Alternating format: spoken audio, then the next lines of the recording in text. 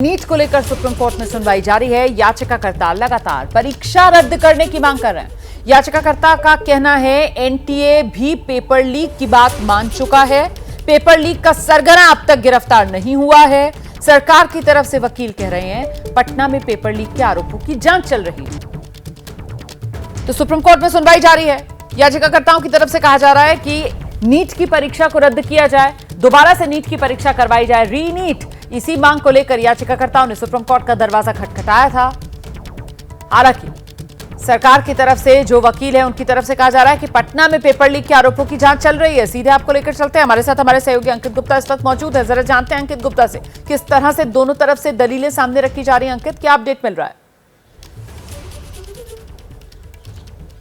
रोमाना, इस वक्त के लिए बड़ी खबर यह है कि जो एनटीए और केंद्र सरकार की तरफ से कोर्ट को जानकारी दी गई थी, अब कोर्ट क्रॉस क्वेश्चन कर रहा है। कोर्ट जानना चाह रहा है कि जो तथ्य सामने आए थे क्या वो वैसे ही हैं, क्योंकि याचिकाकर्ता के वकील का ये कहना है कि एनटीए और केंद्र सरकार कोर्ट के सामने सारे तथ्य नहीं रख रही है। इस सबके बीच में एक और बड़ी जानकारी निकल के सामने आई है सुनवाई के दौरान। सुनवाई के दौरान ये भी कोर्ट की ये मुख्य न्यायाधीश ने सवाल पूछा है कि क्या ये आरोपी इनमें से कोई किसी का लिंक राजस्थान से भी था। तो केंद्र सरकार की तरफ से जो वकील है सॉलिसिटर जनरल, उन्होंने एक बड़ा बयान दिया। उन्होंने कहा है कि मुमकिन है कि एक आधा कोई जो आरोपी पटना मामले में रहा है उसका लिंक राजस्थान से हो, वो भी एक आधे व्यक्ति से। यानी कि अभी तक जो बात हो रही थी पटना, हजारीबाग, गोधरा, अब उसका एक लिंक निकल रहा है राजस्थान से भी। और ये अपने आप में एक बड़ा खुलासा, एक बड़ी जानकारी अब तक की सुनवाई के दौरान निकल के आई है। इसके अलावा अभी क्या चल रहा है, अभी जो कोर्ट ये जानना चाह रही है सरकार से और एनटीए से कि झज्जर में जो छात्रों को ग्रेस मार्क्स दिए गए वो किस आधार पर दिए गए। तो कोर्ट को बताया गया है कि दो बैंक्स में जो पेपर थे, एक एसबीआई में और कैनरा बैंक में, दोनों अलग अलग जो पेपर थे, क्वेश्चन पेपर थे। लेकिन झज्जर में कुछ सेंटर्स ऐसे रहे हैं जहां पर एसबीआई की जगह कैनरा बैंक का पेपर छात्रों को दे दिया गया था। हालांकि उन छात्रों से वापस लिया गया, लेकिन उसमें कुछ देरी हुई और इसी वजह से उन छात्रों को जब दोबारा एसबीआई वाला क्वेश्चन पेपर सॉल्व करने को दिया गया तो उसमें थोड़ा वक्त लगा और उनको ग्रेस मार्क्स दिए गए।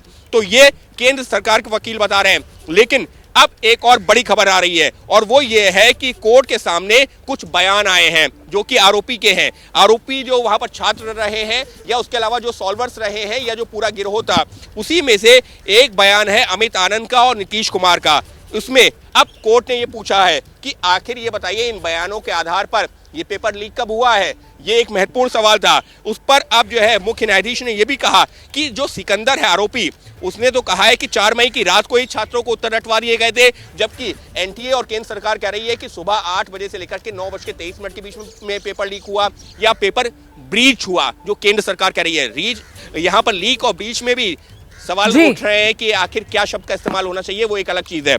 लेकिन कोर्ट अब यही समझना चाह रही है कि पेपर लीक या ब्रीच हुआ है तो कब हुआ और उसका दायरा क्या है। जी रहिए हमारे साथ अंकित गुप्ता, लौटेंगे जैसे कोई और अपडेट होगा फौरन दर्शकों तक पहुंचाएंगे। जैसे ही घड़ी का काटा दोपहर 2:30 पे आए, बबीता जी का दिल सास बहू साजिश के लिए मचल जाए।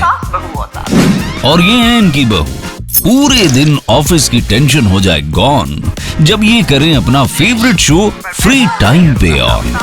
इनकी तरह आप भी देखिए अपना फेवरेट शो अपने टाइम पर और डाउनलोड कीजिए एबीपी लाइव ऐप अपने स्मार्ट टीवी पर।